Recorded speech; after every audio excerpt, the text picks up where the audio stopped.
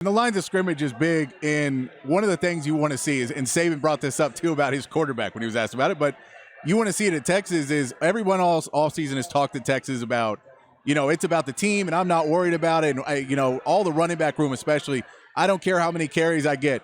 I want one of those guys, whether it be Baxter or whether it be Brooks, to try and take the spot against Rice. And I think that's going to be a big one because we know the O-line for Texas should be handling its business in this game, but I want to see one of these running backs step up and say, no, I'm the starting running back.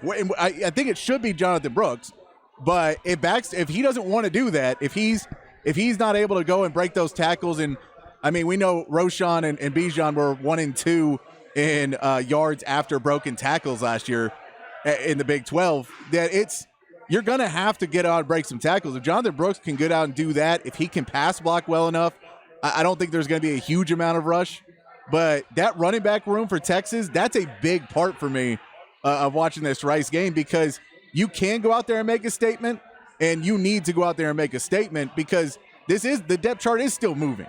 The depth chart isn't set for what's going to be happening to Alabama. And I know Sark has his ideas, but we know Keelan Robinson's going to get his amount that he got last year, at least.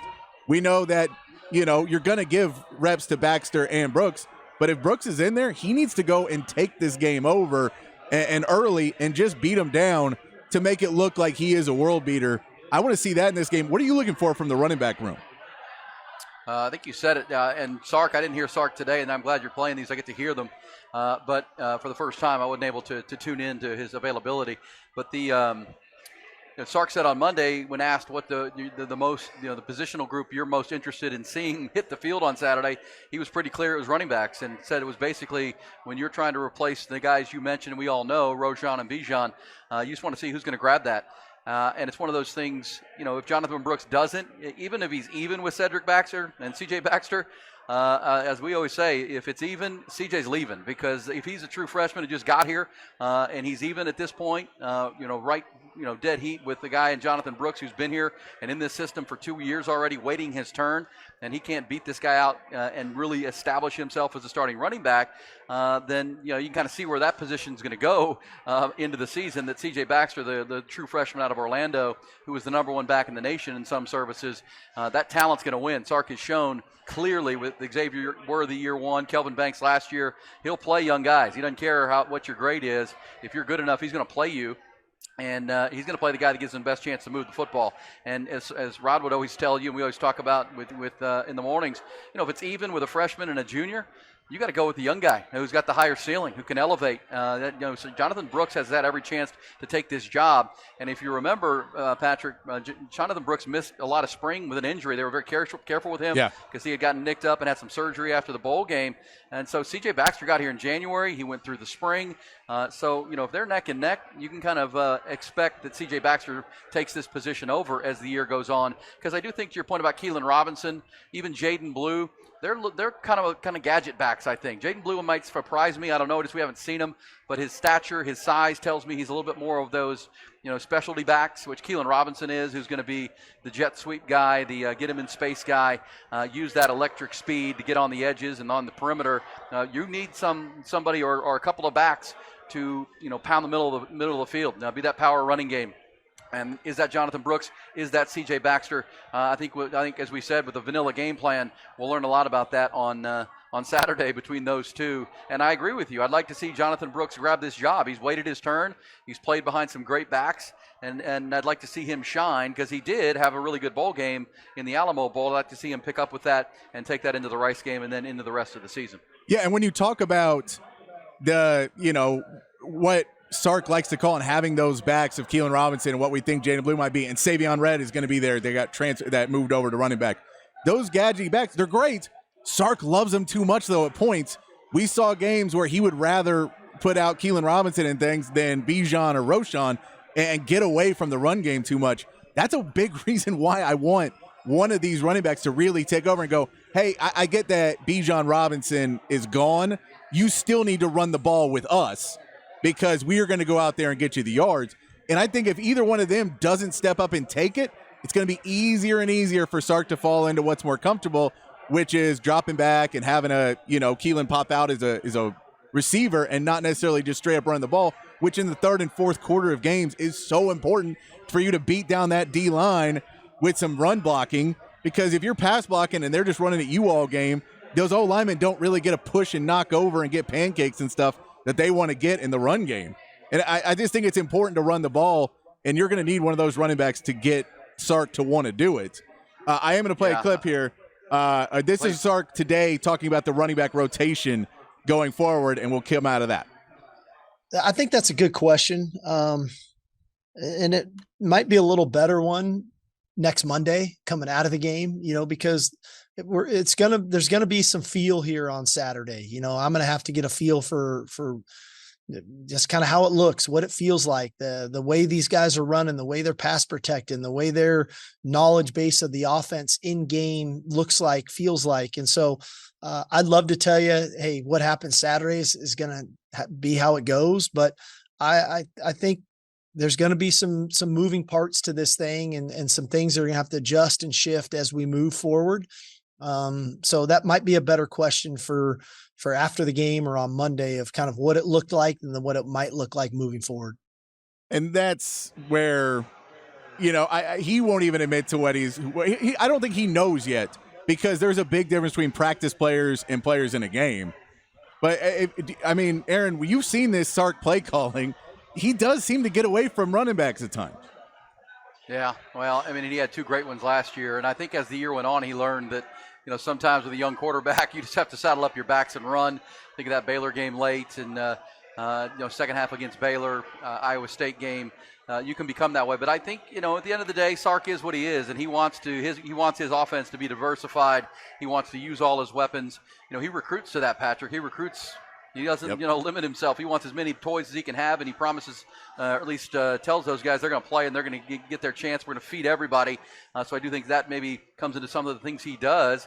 But he wherever he's been, he's had a 1,000-yard running back. That's wherever he's called plays, been the head coach, he's had a 1,000-yard back.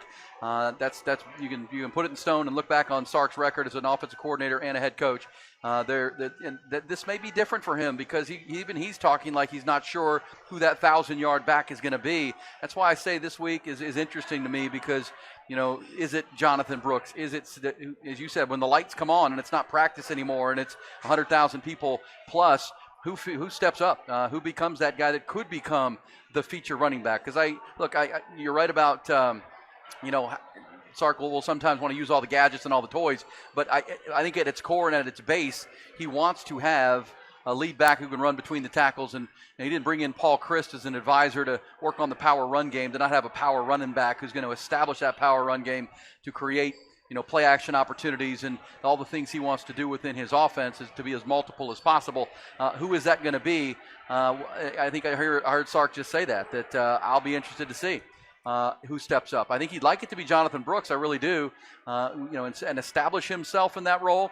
Because going to Alabama, you want to know who that guy is, or at least have a really good idea who you really believe in. Because you're going to have to run the football to win on the road at Tuscaloosa. You're going to have to run between the tackles to win there against the Nick Saban defense. Who is that guy? Is it C.J. Baxter? Is it Jonathan Brooks? Is it both for a little bit as they try to feel this out? And that's the other part of Saturday, Patrick. It's going to be 100 degrees plus. Yeah. There are going to be a lot of guys play. They're not going to wear anybody down. No one's getting 25 or 30 carries individually. They're going to spread them out just to be as fresh as they can the following week. Same time, you do want to figure out who that player is. Yeah, and I think there's a huge part of it about trust.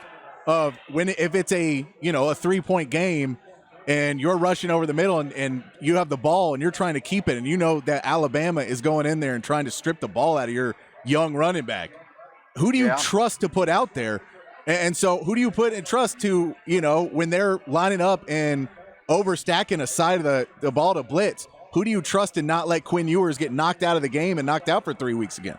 Who do you trust when you got to go out and you got a little trick play and you need him to run that play action perfectly and then cut out and get open in the flat, and you need him to be able to match eyes with Quinn Ewers if he gets in trouble? All of those pieces is something he's kind of mentioned several times through the press availabilities. I don't think he's worried about either one of them necessarily first and second quarter running through the A gap, B gap, C gap. I don't think he's worried about that at all. I think he's much more worried about, can I put them in and they don't know what we're doing? They can't say, Jonathan Brooks is in. Okay, it's a run play. Or Jonathan Brooks is in. We know he likes to go this way. And I think he wants to see somebody that shows all of the abilities. And that's where you could see a few more passes to a Jonathan Brooks or Cedric Baxter to see if they can get out there and how he feels about it. I think a big play you're going to watch for is, especially with a Rice team that the secondary is pretty good at, but the linebacking core and the front seven is not necessarily there. So, are you going to have a CJ Baxter? Does he go too hard when he doesn't get brought down and starts waving the ball around? And even if it doesn't come out, does that ball wave around a little bit that next week that's a turnover? Exactly.